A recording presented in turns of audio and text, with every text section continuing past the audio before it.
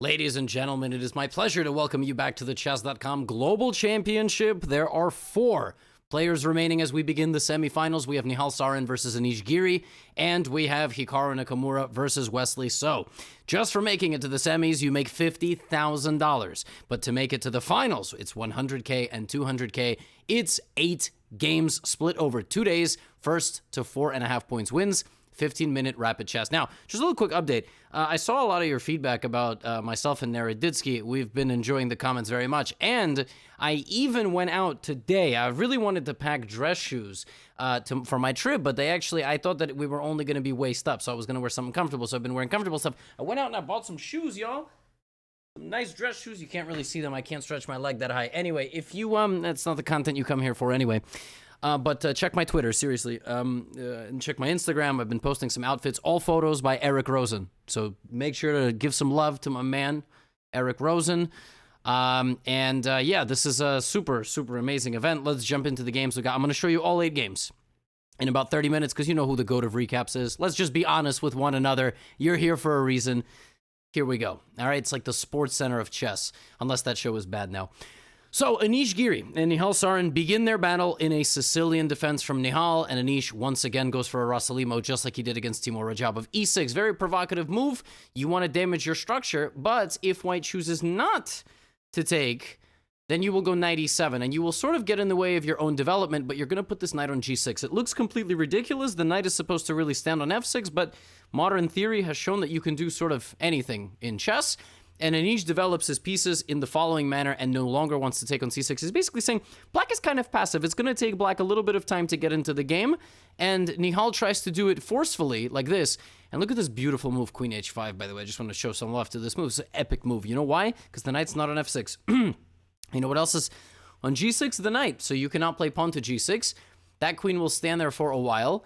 He gets rid of the knights in the center of the board, backs up, and now Anish Giri doing things that he's a very excellent player, but he's not an attacker. As his playing style is not an attacker, but he plays f4, and that's a very bad sign because after f5, after c4, we have f5, and he has launched a devastating attack on Nihal. Nihal really underestimated this.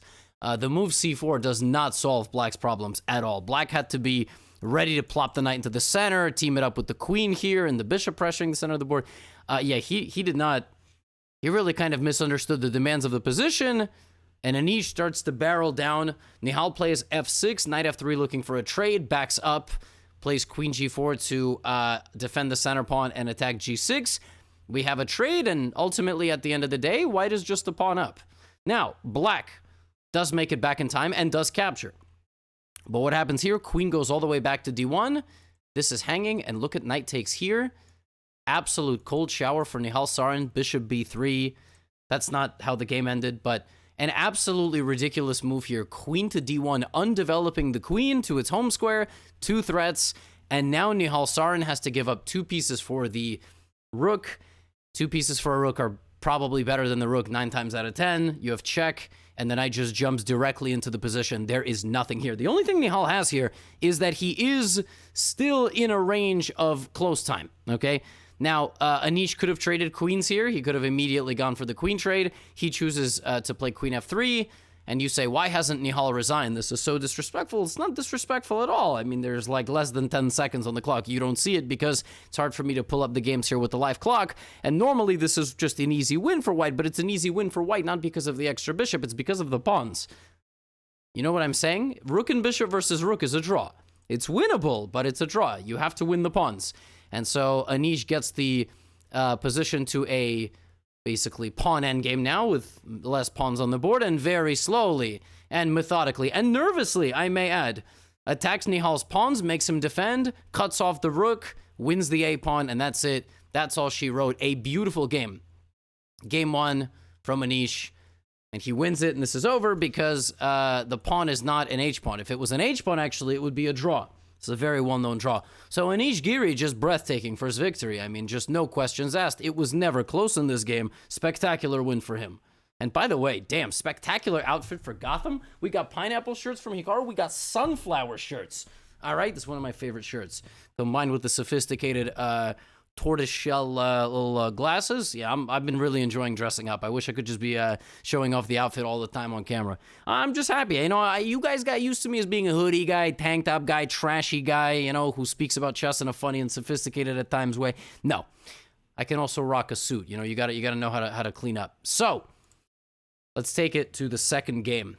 We have d4, and is Nihal Sarin going to play bishop f4? He loves himself a London.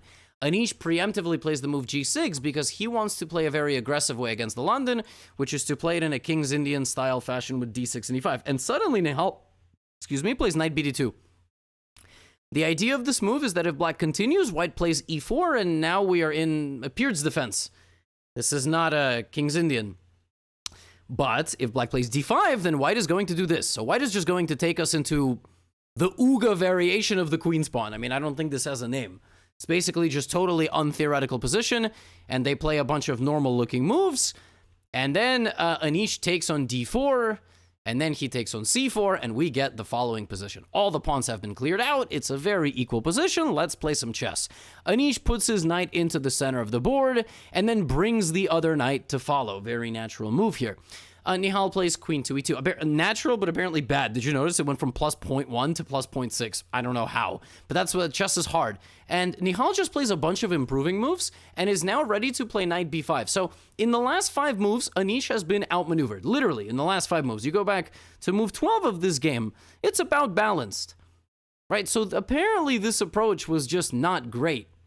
a4 and knight b5 as an idea for white are just very strong. And Nihal's making beautiful progress. Bishop to e5. The queen is almost trapped. Knight f3, queen f3. Queen goes to the corner. Nihal just trades. Why does he trade? Well, because he's just going to defend himself. Knight c7. Rook c7. Rook d7. All this beautiful stuff. We have takes, and that's it. The passivity of the Giri camp has made it very difficult to sustain the position. And we just get into an endgame here. Nihal just has multiple targets. He gets one of them. And he's going to keep pushing. All right, he's going to anchor his position. The rook there was pinned so it couldn't take. At some point, we're going to get an exchange of rooks, and this position is winning because black's pawns are scattered. And white has 4 of them, and they are working very well together. Effortless progress made in the position as Nihal Sarin cleans up not just 1 pawn, not just 2 pawns. Nihal Sarin cleans up every single pawn and ends the game up for a clean the clock here, all right? What an emphatic way of striking back, huh? You talk about comebacks. King is stuck a little bit on the back rank, but there's no perpetual check, and that's it. The pawn's going, and it takes 63 moves to get a resignation, but an absolutely incredible comeback. Oh, this match is going to be exciting. They're trading blow for blow. Nihal's like, you said I'm the best pairing? Yesterday, Anish said, when you talk about his path through the tournament, in the bracket, he could have played Wesley in the second round, he could have played Hikaru in the second round, he could have played Nihal, and he said, I got a fortunate pairing. Now, that's not really it's not an insult. I mean, he's basically saying that Nihal is better than, Wesley's better than Nihal, because Hikaru's the best player. Okay, we can't argue that, right? But he's basically saying that Nihal is the best pairing. You know, so people were saying, oh, was it disrespectful? No, he's being honest. I don't think he really wants to play Wesley or Hikaru. Let them battle it out. A lot of you are saying Wesley, Hikaru should be the finals, all right? More on that later. Now, game 3 is going to be a short one. So Nihal plays e4, knight c6, which is just absurd, by the way. Now, if Anish Giri was a Gotham customer, he would have had the Vienna course, and he would have known that the best move here is this, and then you enter chapters 2, 3, and 4 of My Vienna, available at www.chessly.com. New users who sign up do get 20% off any course. You should just go ahead and probably sign up. It's completely free. Samples and everything, just saying. That aside, no, really, chessly.com. But yeah, Anish plays knight f3. Now, here's the thing. My theory as I was watching this game in the commentary booth was Magnus Carlsen has played the Peard's Modern a couple of times against Anish, and Anish hasn't really, like, blown him off the board. You know, like, maybe Arjun or I think it was Prague who did in one game. Very, very complex game.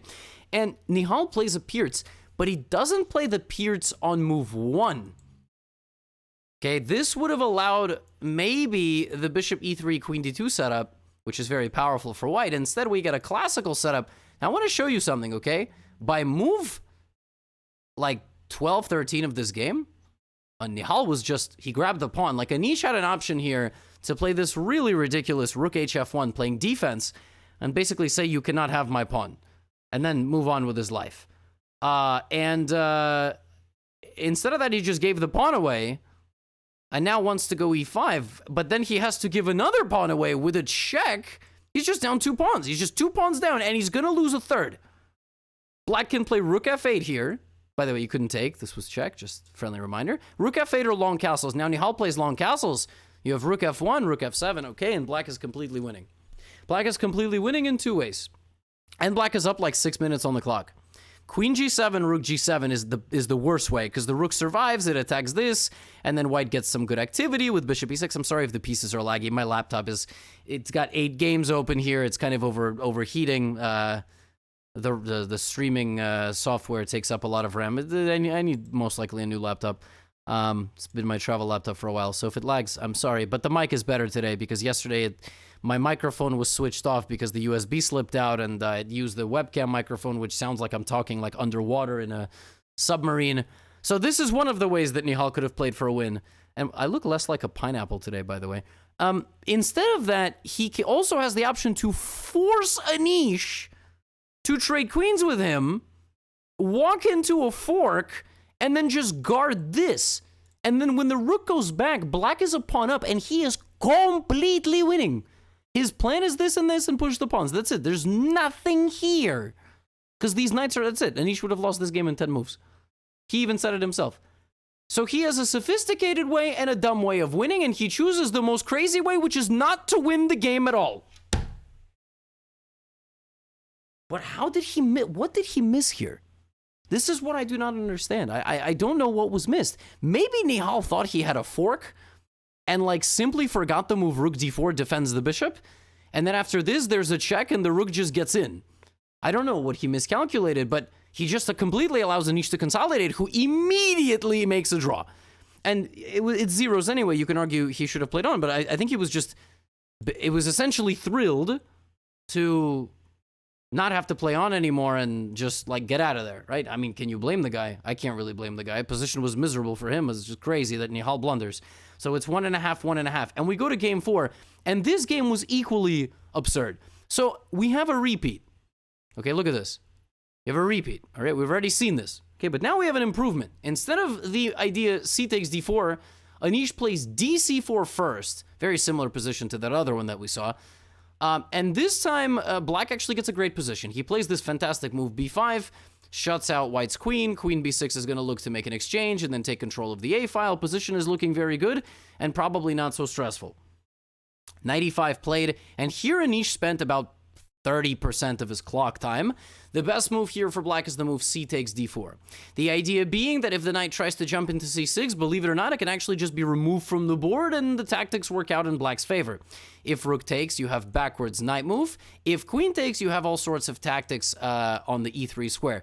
Anish spent a lot of time here and decided to do it this way, trading the queens and disallowing Nihal from taking on d6 because of this. But then Nihal finds a very nice idea and once again is dominating, okay? In every long run here, Nihal will probably win a pawn because black simply cannot sustain against the pressure. 2 absolutely beautiful positional squeezes thus far by Nihal Sarin, and Anish is looking like he's going to be dropped to the canvas in this game as he is forced into a situation where he is simply going to be down a pawn. He's just down a pawn. Rook takes e7, sorry. Here, he's not down a pawn, but he's guaranteed to be losing a pawn. Rook e7, and that's it. Now, okay, he's down a pawn, but the good thing is that white doesn't have a pass pawn over here. That would have been very winning. So, Anish is defending this position with low time. He's being active, right? Active defense, rook and knight, 4-on-3 is likely a draw, but we have to play chess. All right, very good structure there. Best structure, by the way, g6, h5, best endgame structure. g4 trying to break up that structure. The reason this is a draw is because they're all on the same side. Rook and knight versus rook is even more of a draw than rook and bishop versus rook. And something completely insane happens here. Anish plays the move. Hold on, we're getting there. Anish plays the move, rook c6. Rook c6 loses the game because of a very simple rook takes d7. Just rook d7, knight e5. This is the only thing you need to avoid here, is a king and pawn endgame where you have less pawns. 3-on-2 king and pawn endgame, you will not hold. Rook endgame, you will hold. Knight endgame, rook and knight, you will hold, but not king and pawn. It's just not holdable. And Nihal Sarin misses it. Not only does Nihal Sarin miss it, Nihal Sarin blunders the move rook takes d5. He blunders f5, rook d5, and now he is in this endgame, which is most likely a draw. If Nihal is able to force off this g-pawn, but a couple of moves later, he is apparently incorrectly maneuvering his pieces, and he is losing. Some computer here was showing some completely absurd winning combination of moves, but then knight e6 is played, and now f4 just guarantees a trade of pawns. f4, and yeah, you cannot play g5 because of this. The last pawn will fall, and it went all the way down to here, and it ended with a repetition of moves, and their match is tied 2-2 after the first 4 games. Now, Nihal is going to be more upset than Anish. Nihal had 3 chances to be up. So, yeah, I mean, they both traded blows, but then it really kind of mellowed out. Now, Hikaru and Wesley is a match made in heaven because they are dead even in like, well, I don't know, maybe they would disagree, they're dead even in strike, but really every time they play, it's razor thin. I mean, it comes down to 1 or 2 games max. Now, I think they played in the Speed Chess Championship, and Hikaru had a big lead, and I think that was partially due to tilt. That sometimes does happen, but I do remember Hikaru defeating Wesley. But again, tilt occurs. Now, Wesley plays a Berlin. Hikaru plays an anti-Berlin, using some of that candidate's preparation, d5 early line, and this line a5 by Wesley, preventing Hikaru from playing b4. Remember, this is game number 1. We have a trade in the center. Hikaru focusing on that queen side. But now he will trade, and he's going to keep options open to come here and also play the move b4. Now, from the opening, Wesley did a fantastic job, all right? He froze Hikaru's queenside. He just brought his piece to that very comfortable c5 square, and he's just not worse at all. Okay, his knight very calmly goes to c5, and I mean, Wesley just gets a beautiful position. I mean, Hikaru has 7 pawns, and 6 of them are on the same color as his bishop. That can't be good. It just can't be good. So Wesley, definitely the upper hand in this one, has the option to push, and does, definitely does. Tries to improve his position, attack Hikaru's king, rook d6, rook g6 on the way. Hikaru dealing with his kingside. Look at this. Hikaru dealing with the kingside attack by running out. King e2. Both kings coming. Will Hikaru evacuate to d1 or d2? He offers a big exchange. Look how much tension here among the pieces. We have an exchange. And Wesley unable to break through Hikaru's defenses. The players shuffle a bit and realize, yeah, there's nothing here. I mean, there's just absolutely nothing. So we're going to make a draw after 51 moves. So the first game was like an appetizer game. Wesley, beautiful play with black. Fantastic play with black. Good, solid draw. Now it's time for Wesley to attack Hikaru. We have a Berlin as well. And the anti-Berlin. What's going on here? And not only that, the same line. I mean, is this a meme? These guys are like challenging one another in their opening theory. Notice Hikaru a5 as well. Are we getting some deja vu? This is like completely hilarious. They're playing the exact same line against each other with some subtleties, of course. h6, knight g3. That knight goes to g3. We don't see the bishops getting traded off just yet. And Hikaru pushes Wesley back a little bit here on the king side with the defense, but knight has to go back. And here comes the same exact plan. I mean, literally, games almost seem like carbon copies of each other. Okay? But of course, in the other game, there was a dark squared bishop exchange. Hikaru goes back to f8. We have bishop e3. Pawns meet on the queen side. White really should take on a5 because, just to give you an understanding, if this pawn gets to a4, black just immediately starts playing for a win. I mean, as you can see, it's -1. So you have to trade. The c and b pawns will cancel each other out, hopefully. And what happens for the next like 15, 20 moves is we have a dance. We have a dance whose weakness is going to be more prevalent. E pawns fall off the board very soon. And yeah, the weaknesses cancel each other out. Hikaru goes back to f8, offers a draw because we would get rook b5, queen b5, and queen c3. So, nothing to choose between these two guys. Just nothing to choose the first 2 games. Nothing. There's not much you can say. Playing the prep against one another. Now Hikaru gets white again. And this is going to be kind of hilarious because, yeah, I mean, not much to say. Okay, now there is something to say. All right? There's no knight bd2. Okay, Hikaru plays this line, a very forcing line, allowing black control of the center a bit. But still this a5 move, and the play here is going to be a bit different. White is still going to try to play for the move knight e4. There it is, and go for this position. So Wesley preemptively brought the pawn up to a4 to prevent anything over here, right? So now Hikaru's going to obviously be completely no, he plays b4 anyway. But he plays b4 in a way that black gets control of the a file, which, okay, slightly different, right? Now it's a queen, bishop, knight sort of dance in the center. b4, yep, comfortable expansion. Wesley plays knight e7, reroutes to the other side of the board. And from this point forward, it was Wesley so who started putting the pressure on Hikaru. All right, Hikaru got the position locked up. The pawns were great. Everything was great. But still, it looked like, all right, nobody can really break through. Dead symmetry. All right, boys, make the draw. Trade the rooks. There it is. All right, we're on to game 4. That game was exciting. I want to show it to the audience. Boys, come on. Gents, come on. All right, get those pieces off. Let's make that repetition of moves. Where is it? Wesley So makes an inaccuracy. And here, Wesley should have done nothing. Instead, he takes. And rather than getting his pawn split, he blunders this. Now, this is not quite a blunder. Make no mistake. It's not really a blunder, but it allows white to now play the rest of the game from the upper hand because black's pawn structure is split, and Hikaru just kept playing. He just kept playing. And he kept playing. He kept the structure together. And he made moves. All right? He rotated around. He bled the clock down. Both guys went down to 1 minute. He took as much space away from Wesley as he could. All right? We crossed 70 moves as the pieces danced around the board. King e3, king f3. The king walked over. King walked over this way. We had a trade. All right. Now, the e4 pawn for white is weak. That's the only reason that white can't just do whatever he wants in this position. So Hikaru walks his king over to h3, and black gets there just in time. All right. Now, this knight's got to dance again. Try to be a contortionist. All right. But there's no way for the knight to attack the pawn on h5. But Wesley, as we reached 100 moves of play, accidentally makes an inaccuracy in the scramble and allows Hikaru to get into g7. Oh my god. I said this during the commentary. If Hikaru finds a way to win this game, we just got to give him the trophy right now. This is ridiculous. This is move 109. Are you kidding me? And then suddenly, even though this might still be a draw, by the way, it's probably still a draw, disaster struck just right away, as Hikaru had to deal with a couple of things at once, like the necessity to push this, the king actually walking in, and the weakness of this pawn. And Hikaru did his best, but somehow was unable to coordinate his pieces in any sort of challenging way, and immediately Wesley's knight got in, and that was it.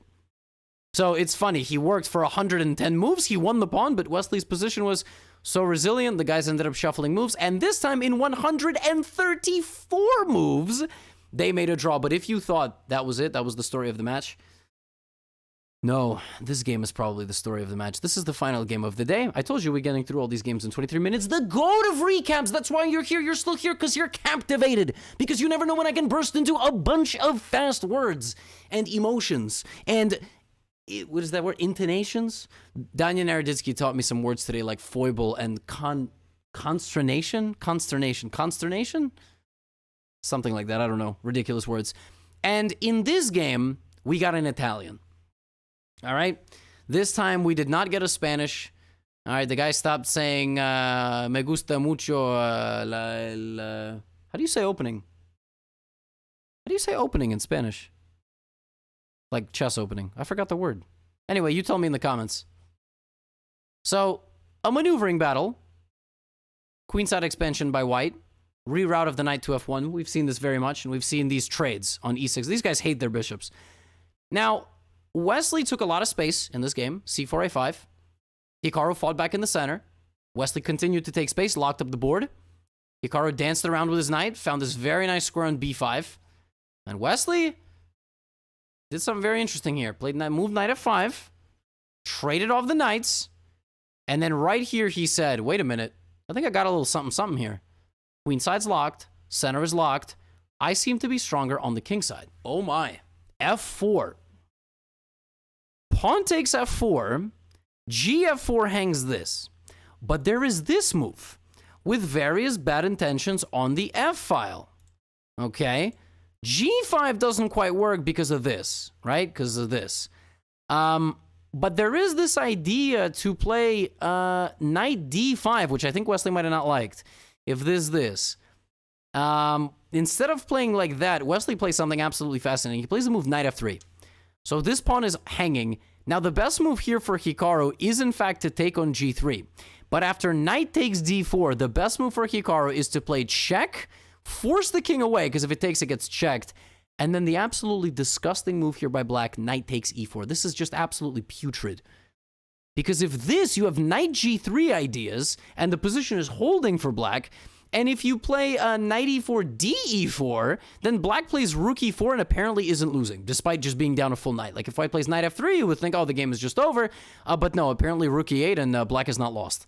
Yeah, I mean, Hikaru is not, scumbag stockfish out here. Hikaru is a human being, so he does the practical thing and goes for a position where White's king is weak, and he's down in exchange, but the relative value of the knight on b5 is quite high. The relative value of White's rooks is not extremely high, and now the pieces start coming together, right? The preparations for this next phase of the game, Wesley is going to play queen f2, and so on and so forth, and this is where Hikaru hit him with the jab, and then just came straight over the top with a haymaker from the heavens, and he plays the move, knight f3, what a move! Knight f3 is covered by 3 different pieces, but it anchors in the queen, and the queen hits the queen on its own. If you trade, you create an impenetrable fortress, and d3 just falls, and if d3 falls, b4 falls, if b4 falls, c5 falls, all these pawns fall. So Wesley needs to keep the queen on the board. But now the knight has danced over here, and Hikaru, despite being down 2 points of material, declines a repetition and plays queen to e6. But then I think he quickly realized that he can't actually attack Wesley. He doesn't have the manpower, if you can call rooks, knights, and queens men. I think they are just pieces, though, and he doesn't have enough. He can play a move like h4, but there's nothing here. I mean, of course, there is something if White blunders like knight f3, but that's not going to happen. I mean, Hikaru very well could have played the move h4, but queen e3 comes in, and Black very quickly has to swap queens, and this is just not something you need to do. So instead of that, Hikaru plays rook takes b4, sacrificing his rook, and repeats moves. There was one insane line here that Naroditsky and I saw during the broadcast. It looks like in this position that Black is winning, because Black threatens mates. And if you take, there is this, just winning both rooks. But there is this line, queen b2 check, which covers one mate. But how do you cover queen h3? If you play this, then this is mate. If you play this, then takes and I win the rook. But if you play rook f2, queen h3, it still happens that I go here. But I don't need to take the knight, I go queen g2, and White is winning. Insane, completely insane, none of that happened. And both matches are tied 2-2. Very, very fun stuff. So deadlocked. One of the matches, all the sides had a chance to win. In game 1 in each one. Then Nihal won. Then in game 3, Nihal was winning. Then in game 4, they were both winning. But it's 2-2. This match, you could argue Wesley could have won this game, but it was very tough. Very, very tough, but definitely he had an upper hand, and Hikaru might have even had an upper hand. Very exciting stuff. The crew here needs to, get some food, and I think they're going to, film some chess content, so I'm gone. Hope you guys like the blue suit, little brown pointed dress shoes, you know what I'm saying, with the buckles. Those are my favorite, by the way. And yeah, I've been having a great time with everything. I mean, you guys have been tremendously supportive in the comments. You've reached 55,000 combined live viewers today, so make sure to keep tuning in 12 p.m. Eastern every single day as this thing heats up. And yeah, listen, appreciate the haters as well. People psychoanalyzing, my behavior or giving me suit breakdowns as if I didn't go to a tailor and get the suit tailored, so you criticize that as well. Criticize the tailor. I like how the suit looks. Get out of here. Oh, wait, no, I'm supposed to save that for the outro. Yeah, anyway, great stuff. So keep it up. Keep it up if you love me. Definitely keep it up if you hate me. And yeah, keep being awesome. Get out of here. I'll see you for day 4.